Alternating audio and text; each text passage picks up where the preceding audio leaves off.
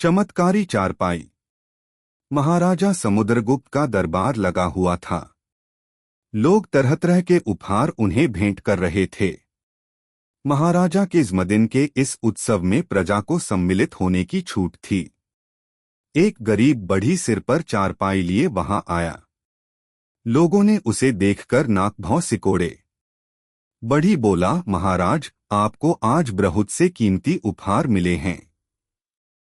मैं ठहरा एक गरीब कागरेगर। अधिक धन मेरे पास नहीं है। मैं तो आपके लिए अपने हाथों से बनाकर यह चारपाई लाया हूं।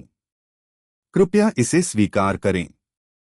सभासदों में से कुछ मामूली सी चारपाई को देखकर मुस्कराने लगे, किंतु महाराजा ने बड़ी विनम्रता के साथ उसकी चारपाई को भी वैसे ही स्वीकार किया जैसे अन्य कीमती उपहारों को लिया था। महाराजा के इस भेदभाव रहित व्यवहार को देख गरीब बढ़ी बड़ा प्रसन्न हुआ। बोला, महाराज, आपको जय जयकार हो। आप सच्चे राजा हैं। आप अमीरों और गरीबों में भेद नहीं करते। एक प्रार्थना और है, आपके महल में सोने चांदी जड़े पलंग हैं। फिर भी आपने मेरी इस मामूली सी चारपाई को इतने आदर के साथ स्वीकार किया। कृपा करके एक बार इस चारपाई पर आप रात में अवश्य सोएं। यह कहकर बढ़ी चला गया।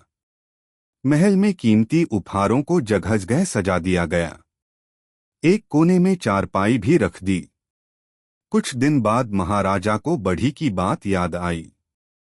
उन्होंने निश्चय किया, आज को रात उसी चारपाई पर बिताई जाए। महलों के कर्मचारी जब चारपाई पर बिछावन बिछा रहे थे तो मन में महाराजा के अनोखे व्यवहार पर हैरान भी थे। सोच रहे थे, आखिर राजा इस मामूली सी चारपाई पर क्यों सोना चाहते हैं। आधी रात बीत गई। ठंडी ठंडी हवा के झोंके आ रहे थे। महाराजा गहरी नींद में थे। अचानक चारपाई में कुछ कंपन सा हुआ। महाराजा की नींद खुल गई। कानों में कुछ आवाजें सुनाई पड़ने लगीं। कहो भाइयों, राम राम सुनकर महाराजा चौकन्ने हो गए। ध्यान से सुनने पर उन्हें लगा जैसे आवाजें चारपाई के चार पायों में से आ रही हैं। कहो भाई मंडन, क्या घूमने नहीं आओगे? चारपाई के एक पाये ने कहा। जरूर जरूर लड्डन भाई, अभी चलेंगे। पहले सजन और चंदन से भी पूछ लें, दूसरे पाये ने कहा। अब महाराजा को यकीन हो गया, ये बातें चारपाई के पायों में ही हो रही हैं। वह और भी ध्यानपूर्वक बातचीत सुनने लगे। अचानक चारपाई थोड़ी सी हिल गई।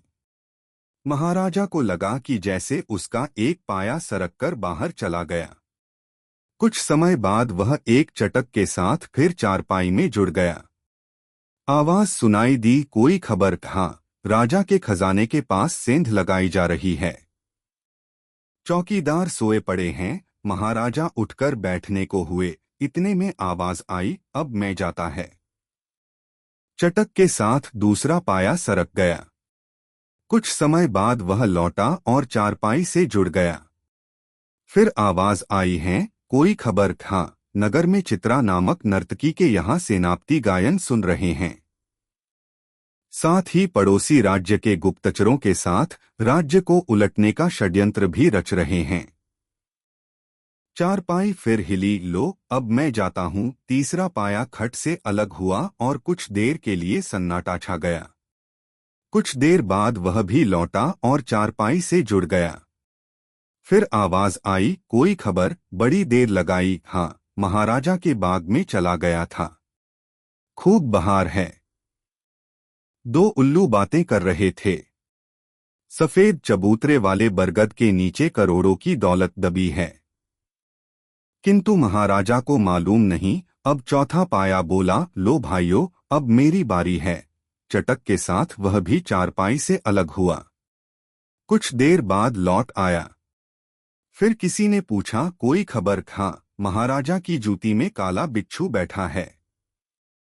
अगर जूती झाड़कर नहीं पहनी तो वह काट सकता है। फिर चारों पाये मौन हो गए। महाराजा को चैन नहीं पड़ रहा था। अभी काफी रात शेष थी। पर वे उठे। सबसे पहले अपनी जूती झाड़ी। उसमें से एक जहरीला बिच्छू जमीन पर गिरा। वह रेंग कर दीवार के कोने में जा छिपा।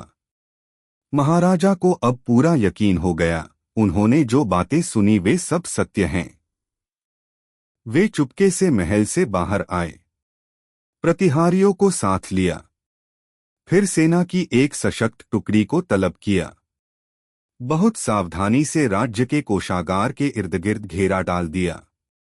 कुछ ही देर में सैनिकों ने 2 दर्जन सशस्त्र डाकुओं को बंदी बना लिया। महाराजा का उत्साह देखने लायक था। उन्होंने कोष के प्रहरियों को दरबार में उपस्थित होने का आदेश दिया। नगर में नर्तकियों का इलाका अलग था। महाराजा ने सेना की टुकड़ी के साथ उस ओर कूच किया। कुछ ही क्षणों में घोड़ों की टापों से सारा इलाका गूंज उठा। चित्रा नर्तकी की रंगशाला में छापा मारा गया। वेश बदले हुए सेनापति और विदेशी गुप्तचरों को बंदी बना लिया गया। इन सफलताओं पर सैनिक बहुत प्रसन्न थे। महाराजा मन ही मन उस बूढ़े बढ़ी के प्रति कृतज्ञता के भाव से भर गए। अगले दिन उन्होंने महल से लगे बाग में सफेद चबूतरे वाले बरगद को भी ढूंढ लिया। खुदाई के बाद अपार धन प्राप्त हुआ। अब महाराजा उस गरीब बढ़ी से मिलने के लिए व्याकुल हो गए। खूब खोज करवाई, डिंढोरा पिटवाया, किंतु गरीब बढ़ी का पता न चला। कुछ दिन बाद महाराजा ने अपनी याददाश्त से बढ़ी का एक चित्र बनाया। उस चित्र के आधार पर बूढ़े बढ़ी की संगमरमर की मूर्ति बनवाई गई। उसे अपने दरबार में स्थापित कर फूल मालाओं से लाद दिया।